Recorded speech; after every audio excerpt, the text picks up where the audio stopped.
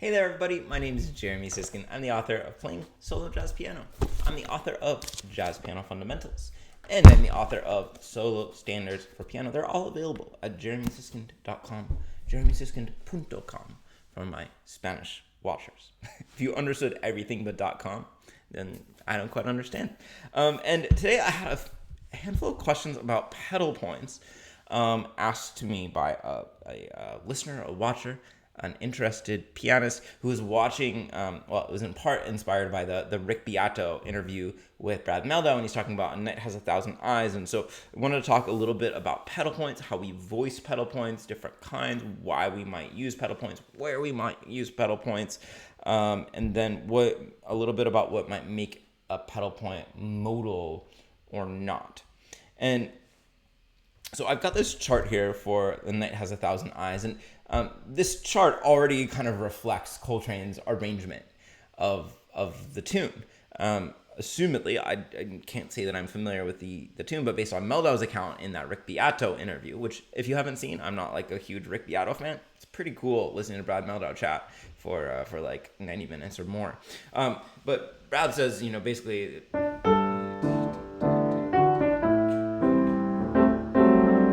like the original progression would have just been something like G major, 7, A minor, D, G major, A minor, D. And Coltrane takes that and he says, okay, it's just all going to be over a D pedal.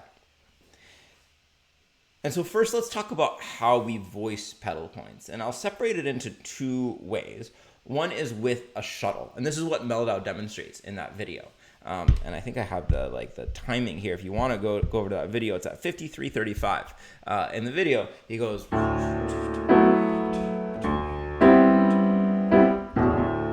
and so basically what he's doing is he's playing a low fifth, and then he's playing a pretty normal 4-note voicing, like your general stock voicing, in the middle register. So low fifth, D below A, and then for a G major 7, maybe we play something like this: the 7th, 9th, 3rd, 13th.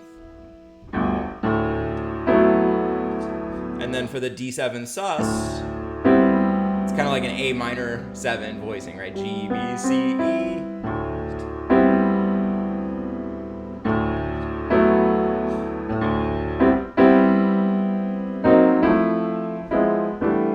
So that would be one strain of how we might voice pedal points, is that we're going to shuttle between a root note or a low fifth on one hand, and on the other hand, we're going to do nice thick chords. The other mode of doing it would be more for solo piano, more for ballads. And in that version, I'm going to hold the pedal in my pinky.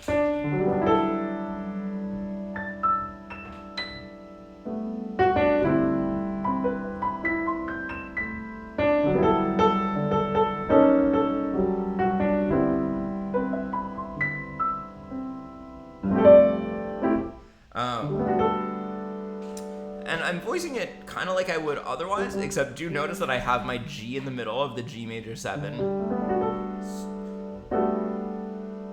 Alright, so I still have my 3rd and 7th. I'm still using a lot of color.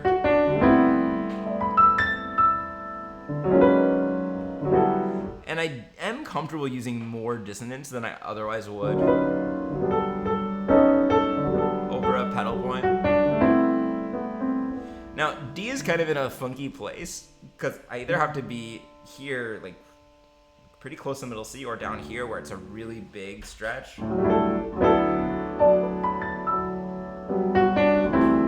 could make it work.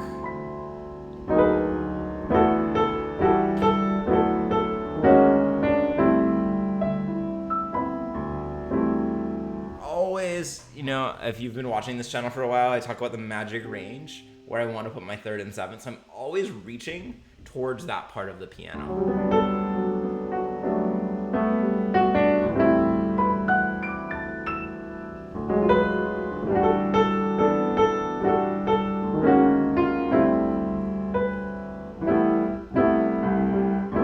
So D's in kind of an awkward position, but something like G is going to be beautiful. Because now I get this nice, rich, low bass on a G or an F. And I can still reach up until that range and play the rest of the chord. So those would be kind of the two ways that I would do the pedal, with the shuttle or holding it in the pinky and basically playing a big rich voicing, including the root otherwise. Now the second question that was asked is, when can we use a pedal point? And I guess maybe going along with that question would be a question of what note should be pedaled. And I think my best answer to that question is when we are in the same key center for a long time, we can use a pedal point. A 2-5-1 is a very good indication of whether we're in a key center. 1-6-2-5 is a good indication of whether we're in a key center. Something that would indicate that we're not in the same key center is if we have a dominant 7th chord belonging to a different key center. So, if we wanted to do a pedal on the bridge here, we could say, okay, we could do one pedal here. That's all in the key center of B flat. And then one key center here. That's all in the key center of A flat. And I'm just looking for 2-5-1s. I'm not a theory genius. Now, by far and away, just like lapping everybody else 5 times is doing a pedal on the 5th scale degree of that key center. So here we would do a pedal 5 and F. Here we would do a pedal 5 in that key center and E flat. So I'll play you the original first, and I'll let you see what I'm playing. Let's, again, just call this a ballad for now.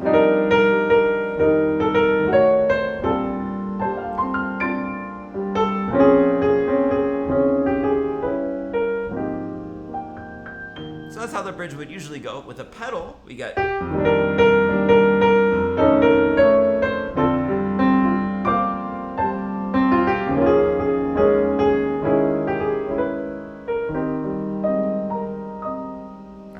We have to switch when we switch key centers. Now, is it possible to pedal something else?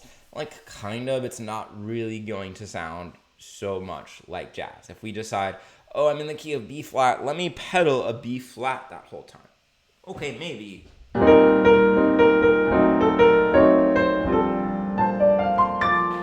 then I'm in A flat, let me pedal an A flat.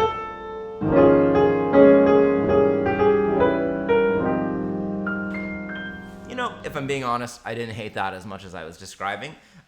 Or let's pedal the 2.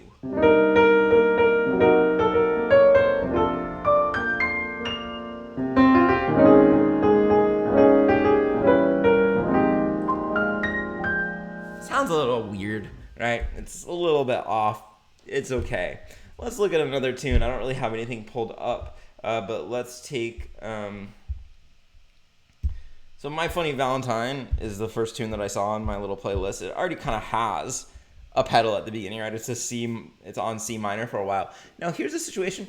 Maybe, we don't really go far from C minor until the 4th line.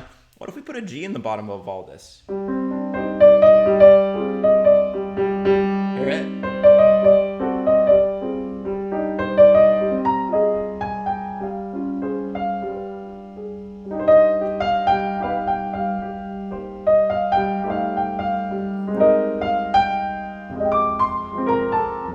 So now you can see we're moving towards a new key center, right? We're moving towards E flat. So we don't have to break the pedal, but if we want people to hear any sense of the harmony, we're probably going to want to break that pedal. And then the bridge is actually somewhere where we actually frequently do use a pedal. And again, we're in the key of E flat, so we pedal a B flat, the 5.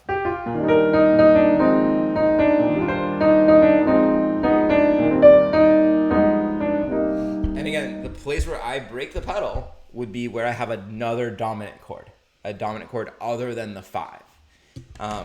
Because these are the things that send us in different harmonic directions. If we don't have that, we're basically just circling around the drain of the same key again and again. Okay, so that's kind of my explanation for where we might use a pedal. Let's see if I can find one more example. What else is in my playlist here? Ornithology. Oh, that's a transcription. That's no use. Let's see. Let's find the actual chart for ornithology, because that's one that changes key centers a lot. So we start in G major, but then we're quickly in a different key center, right? We have 2 5s, 2 F, and then a 2 5, 2 E flat. And so here, maybe I'll do a C pedal and then a B flat pedal.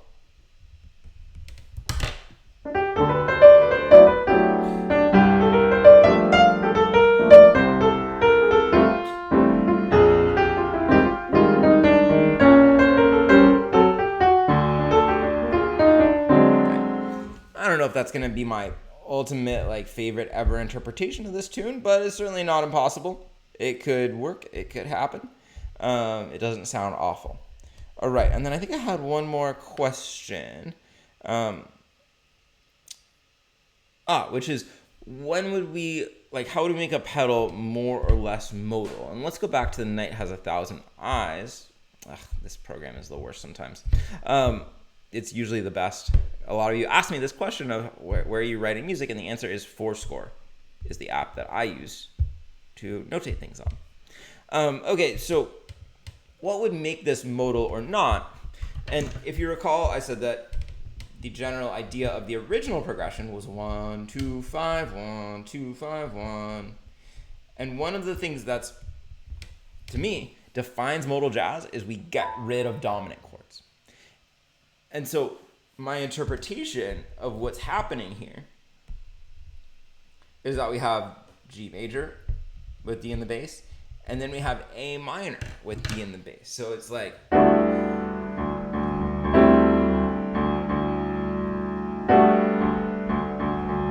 so it's very different than if we'd actually played all 3 chords.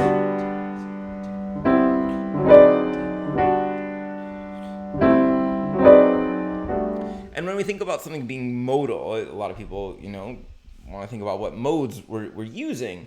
And one of the things that we can do comping-wise, as we get rid of that dominant chord, is that we can simply use a G Ionian mode the whole way through. And oops, that's not what I meant to press at all. Hi, though. So this is what McCoy Tyner, voicings are so great for.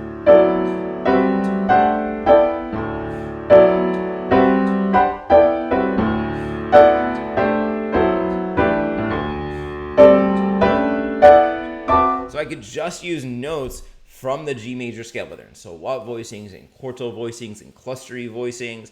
And this creates this sense of modality. There's not really motion happening from one chord to the other. Maybe there's slightly more emphasis on the 3rd and 7th of G major, and then there's slightly more emphasis on the 3rd and 7th of D sus when that comes. Maybe not by that much.